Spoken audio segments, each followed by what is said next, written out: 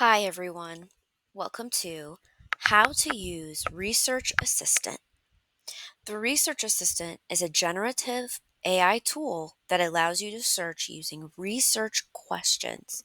Please note that the Research Assistant is not suitable for exhaustive searches, but it is useful for quick searches and can be a good starting point for beginning your research on a topic. To use the Research Assistant, you must first log into your library account from the University Library's homepage.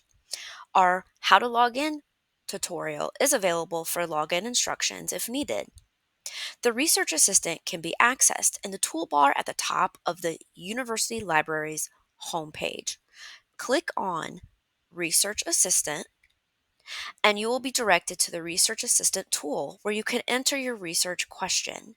It is important to provide clear and detailed questions to get the best results. No keyword searches are necessary. So let's begin a search with a research question. How are polymers used in art conservation? Then press enter or click on the arrow to view the search results. Here are the generated results of our search. You can see that a source section is provided at the top that contains 5 relevant academic sources with in-text references and links to full-text sources if available. There is also an option to view more results from your library search. And the Research Assistant tool also finds the relevant information from the description or abstracts of each article to generate the Overview of Sources section that includes inline references to the sources that provides transparency and how each source contributed to the response.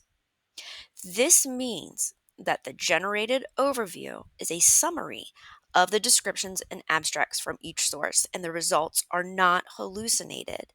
However, it is always important to remember that this overview is not a substitution for your work, and you should always check for accuracy. There is also a related research questions section that gives you the option to explore topics similar to your prompt question. Additionally, you can build on your original research question and explore the topic in more detail. Click on the menu icon located to the left of the search bar, and a menu will appear that will provide options to limit the search by type,